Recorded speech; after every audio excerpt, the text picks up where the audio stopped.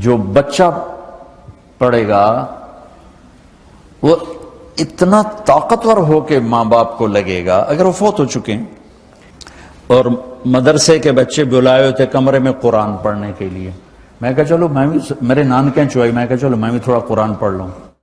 اللہ اللہ اللہ اللہ اللہ اللہ۔ ماں باپ زندہ ہیں، دعا لو، فوت ہو گئے ان کی قبروں پہ جایا کرو، وہاں بیٹھ کے قرآن پڑھا کرو۔ جو بچہ پڑھے گا وہ اتنا طاقتور ہو کے ماں باپ کو لگے گا، اگر وہ فوت ہو چکے ہیں، کہ ہمارے ہاں تو قرآن بھی مل جاتے ہیں نا جی، مدرسوں میں چلے جاؤ جی قرآن دے بھائی، لو جی 100 قرآن لے جاؤ، لو جی 50 قرآن لے جاؤ۔ اتنی حماقت ہے، مولوی صاحب ذرا چھوڑا نو گل دے جی ماں جی واسطے قرآن پڑھا ہونا ہے، چھوڑا دی ماں تو نہیں مری، میری ماں مری۔ ہمارے ایک رشتہ داروں کے نا وہ تھا ختم، والدہ فوت ہو گئی تھی، تو میں بھی گیا ہوا تھا، تو بچے باہر بیٹھے سگریٹ پی رہے اور مدرسے کے بچے بلائے ہوئے تھے کمرے میں قرآن پڑھنے کے لیے، میں کہا چلو میں بھی، میرے نانکیں چوئی، میں کہا چلو میں بھی تھوڑا قرآن پڑھ لوں۔ میں جا کے قرآن کھول کے پڑھنا شروع کر دیا، تھوڑی دیر بعد مجھے محسوس ہوا کہ یہ بچے قرآن نہیں پڑھ رہے۔ میں نے جب دیکھا تو وہ نیچے ایک چھوٹا سا ریڈیو پڑا تھا، اس میں انڈیا پاکستان کا کرکٹ میچ ہو رہا تھا، اس کی کمنٹری چلتی اور وہ سارے وہ سن رہے تھے بیٹھ، اور جب ان میں سے کوئی آ جاتا تو شروع ہو جاتے ذالک الکتاب لا ریب فیہ ھدی للمتقین الذین یؤمنون بالغیب۔ جب وہ چلے جاتے کیڑا آؤٹ ہوئے، کتنے سکور ہوئے۔ 1 گھنٹہ یہ تماشا ہوتا رہا اور میں بیٹھا دیکھتا رہا۔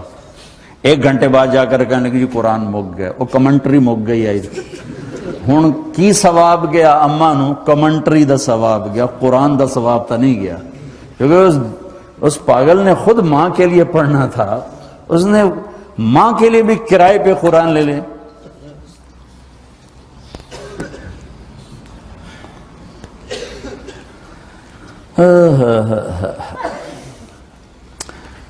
زندہ ہیں دعا لو، مر گئے ہیں ان کے لیے، ان کی قبر پہ نہیں جا سکتے ہو، یہاں کی زندگی بہت تیز ہے، کبھی تو جایا کرو، کسی ویکنڈ پہ چلے جایا کرو، کسی اتوار پہ چلے جایا کرو، کسی ہفتے کو چلے جایا کرو، مہینے بعد، 2 مہینے بعد، سال میں 1 دفعہ سے، کہ یہ ان کا حق ہے، ان کا حق ہے۔ اور ابن القیم رحمۃ اللہ علیہ نے ایک واقعہ لکھا ہے کہ عبداللہ بن مطرف رحمۃ اللہ علیہ نے خواب دیکھا کہ قبریں پھٹیں اور لوگ نکلے اور کوئی چیز ایسے اٹھا رہے ہیں، ایسے اٹھا رہے ہیں، ایسے اٹھا رہے ہیں۔ ایک آدمی نکلا اور جا کر ایک درخت سے ٹیک لگا کے بیٹھ گیا۔ یہ اس کے پاس جا کر کہتے ہیں بھئی آپ کون لوگ ہو؟ وہ کہتے ہیں ہم ایمان والے ہیں۔ کہ یہ کیا ہو رہا ہے؟ کہ جو رشتہ دار ثواب بھیجتے ہیں یہ وہ اکٹھا کر رہے ہیں۔ کہ تم کیوں نہیں اکٹھا کر رہے ہو؟ کہ میرا بیٹا حافظ قرآن ہے، 1 قرآن روزانہ ختم کر کے مجھے بھیج دیتا ہے، تو میں نے پرچون دی لوڑ نہیں رہ جاندی، میرا تھوک دا کام۔ کہ تیرا بیٹا کیا کرتا ہے؟ کہ اس کی مٹھائی کی دکان ہے بازار میں۔ آنکھ کھل گئی، صبح ہوئی تو پہنچ گئے، بازار کھلا، دیکھا تو ایک نوجوان بیٹھا ہوا اور مٹھائی بیچ رہا اور ہونٹ ہل رہے ہیں۔ پہلے اس کو نا چیک کرتے رہے، پھر اس کے پاس آئے، بیٹا تیرا نام کیا ہے؟ وہی نام تھا جو خواب میں سنا۔ یہ کیا پڑھ رہے ہو؟ کہ جو قرآن پڑھ رہا ہوں۔ کتنا پڑھتے ہو؟ 1 ختم روزانہ پڑھتے ہو۔ کیا کرتے ہو؟ کہ والد کو ایصال ثواب کرتا ہوں۔ کیا اتنی مشقت کیوں اٹھاتے ہو؟ کہ وہ میرے لیے بہت کچھ چھوڑ گیا، میں چاہتا ہوں میں بھی اس کے لیے کچھ حصہ بنتا رہوں۔ تو یہ والدین کے حقوق میں سے ہے کہ اگر وہ چلے گئے ہیں ان کے لیے ایصال ثواب کرو۔ ہمارے نا ایک فیملی تھی، 22 سال سے ان کے گھر میں مجرا بھی ہوتا تھا، جوا بھی ہوتا تھا۔